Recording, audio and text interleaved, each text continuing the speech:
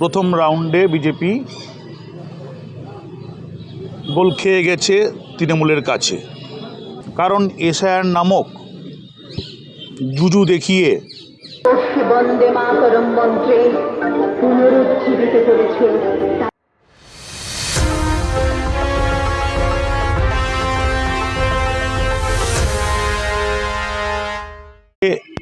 আপনারা দেখছেন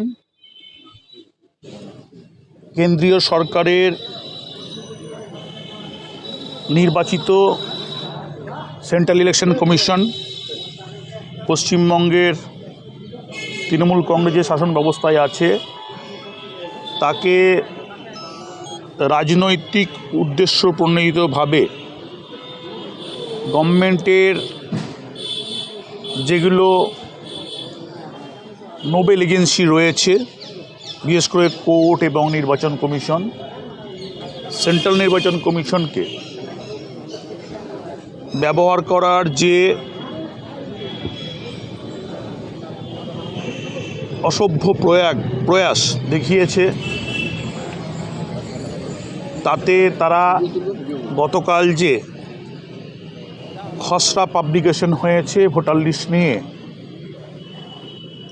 প্রথম রাউন্ডে বিজেপি গোল খেয়ে গেছে তৃণমূলের কাছে। যদি বলেন কেন, কারণ এসআইআর নামক জুজু দেখিয়ে নির্বাচন কমিশন কিভাবে কাজ করবে তার আগে থেকে তার মার্কশিট তৈরি করে দিয়েছিলেন বিজেপির একাধিক নেতাসহ বড় বড় নেতারা, বিশেষ করে শুভেন্দু অধিকারী, সুকান্ত মজুমদার সহ ছোট বড় মাঝারি সব মাপের নেতারা। তারা বলেছিলেন যে এসআইআরে আমাদের পশ্চিমবঙ্গে রোহিঙ্গা মুসলিম সহ বিভিন্ন অনুপ্রবেশকারী রয়েছে যারা দেশবিরোধী কাজ করে, তাদের নাম প্রায় 1 কোটি নাম বাদ যাবে। সেটা কালকে নির্বাচন কমিশনের যে তৈরি করা অ্যাপস, সেটা রাজ্য সরকার তৈরি করেনি। নির্বাচন কমিশনের অ্যাপস পর্যায়ক্রমে 3বার তারা একবারে না পাঠিয়ে বিভিন্ন রকম ফিল অর্থাৎ কলম সংযোজন করে অনেক রকমভাবে চেষ্টা করেছিল যে এখানে তাদের যে টার্গেট আছে সেই টার্গেটটাকে ফুলফিল করার। কিন্তু আমাদের নেত্রী মমতা বন্দ্যোপাধ্যায়ের যে বক্তব্য, যে স্ট্যান্ড, যে এসআইআর প্রক্রিয়া সময় নিয়ে তাদের আপত্তি আছে, এসআইআর নিয়ে আপত্তি নেই। এটা যদি 6 মাস আগে করতেন অথবা 6 মাস পরে করতেন, এই ভোটের মধ্যে 1 মাসের মধ্যে করলে পরে অনেক মানুষ হয়রান হবে। অনেক মানুষকে আপনার অযথা ভোট দেওয়ার সময় একবার আসতে হবে, আবার এই ইলেকশন কমিশন তাকে দেশের নাগরিক, তাকে নিজেকে প্রমাণ করার জন্য তাকে আবার ব্যতিব্যস্ত হয়ে বিভিন্ন জায়গায় কাজকর্ম করে দেশে বা দেশের বাইরে, তাকে আবার তার ভারতীয় নাগরিকত্ব প্রমাণ করার জন্য তাকে আবার দৌড়ঝাঁপ করে আসতে হবে। স্বাভাবিকভাবে ইলেকশন কমিশন এমন একটা উদ্দেশ্য নিয়ে তৈরি হয়েছিল যেখানে সংবিধানের যে একটা নিরপেক্ষ ইনস্টিটিউশন, ভারতবর্ষের জনতা, সেই জনতা হচ্ছে তার অধিকার, অর্থাৎ জনতার স্বার্থেই এই নির্বাচন কমিশন তৈরি হয়েছিল। অর্থাৎ জনতায় নির্বাচিত করবে কোনো জনপ্রতিনিধিকে, জনতার অধিকারের মধ্যে দিয়ে একজন নির্বাচিত জনপ্রতিনিধি জনতার হয়ে কথা বলবে। অর্থাৎ এই যে একটা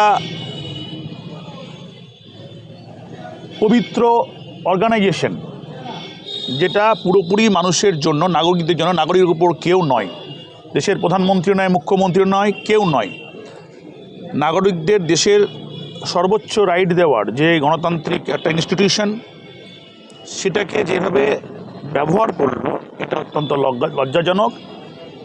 এবং পশ্চিমবঙ্গ সরকারকে বিজেপি গভর্নমেন্ট, সেন্ট্রাল গভর্নমেন্ট, তাকে মেলাইন করার জন্য নানাবিধ চক্রান্ত আজ থেকে নয়, 2018 সাল থেকে করে আসছে। কোনো বাড়ি তার সফলতা পায়নি। 2021-2024 ইলেকশন সেটা প্রমাণ করে দিয়েছে। তার পাশাপাশি এবারও একটা কাইন্ড অফ প্রতিযোগিতা করলো ইলেকশন কমিশনের মতো পবিত্র একটা ইনস্টিটিউশনকে নিয়ে, নিরপেক্ষ ইনস্টিটিউশনকে নিয়ে, সেখানেও বিজেপি গোল খেয়ে গেল। তাতে দেখা যাচ্ছে যে মুর্শিদাবাদে টোটাল 2,78,000 লোকের নাম বাদ গেছে। টোটাল ভোটার সংখ্যা ছিল 57,75,000 এবং যেভাবে দাবি করা হতো যে এত অনুপ্রবেশকারী এখানে রয়েছে, তাহলে বিজেপির এসআইআর প্রক্রিয়ার মধ্যে দিয়ে রোহিঙ্গা মুসলিম এবং মুর্শিদাবাদ জেলা যে কাইন্ড অফ পাকিস্তান, এটা বিজেপি যে ন্যারেটিভ তৈরি করেছিল, বিশেষ করে ওয়াকফ এই যে একটা ঝামেলা হয়েছিল, তার আগে কিছু কিছু কমিউনাল টেনশনের জন্য বিজেপির যে রাজনৈতিক ন্যারেটিভ তৈরি করেছিলেন পশ্চিমবঙ্গব্যাপী, সেটা কার্যত বিজেপি নিজেই সেম সাইড গোল খেয়ে গেল। এটা একটা গতকাল পাবলিকেশন হয়েছে।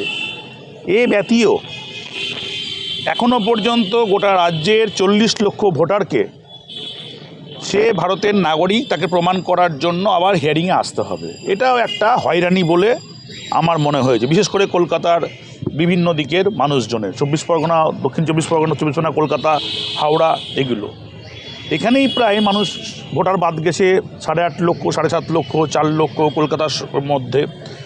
যেগুলো মৃত ভোটার সেগুলো নিয়ে আমাদের কোনো বক্তব্য নেই, কিন্তু যেগুলো হচ্ছে নন ম্যাপিং ভোটার, সেগুলোকে আবার নতুন করে তাদের নাগরিকত্ব প্রমাণ করার জন্য কাউকে বিদেশ থেকে আসতে হবে, কাউকে অন্য রাজ্য থেকে আসতে হবে। তাহলে যে উদ্দেশ্য, ভোট দেওয়ার যে উদ্দেশ্য, গণতন্ত্রের যে পবিত্র উৎসব, তাহলে মানুষটা এত যদি হয়রানি করে, তাহলে সে তো ভোটটা দিতেই আর আগ্রহ প্রকাশ করবে না, শুধু কাটটা করে চলে যাবে। তাহলে এত কোটি কোটি টাকা যে চলে যাবে নির্বাচন কমিশনের, এই যে খরচাপাতি করে নির্বাচন কমিশনকে সাজানোর জন্য তো নয়। নির্বাচন কমিশনকে রেখে ভারতবর্ষের প্রায় 100 কোটি ভোটারকে ভোটদানের মধ্যে অংশগ্রহণ করানো, এটাই হচ্ছে নির্বাচন কমিশনের উদ্দেশ্য হওয়া উচিত ছিল। তার সরলীকরণ না করে সেটাকে জটিলভাবে পশ্চিমবঙ্গে যেভাবে প্রয়োগ করলো এবং খুব ডিসক্রিমিনেন্স তৈরি করলো, আসামে যেটা করলো না সেটা এখানে তৈরি করলো, এটা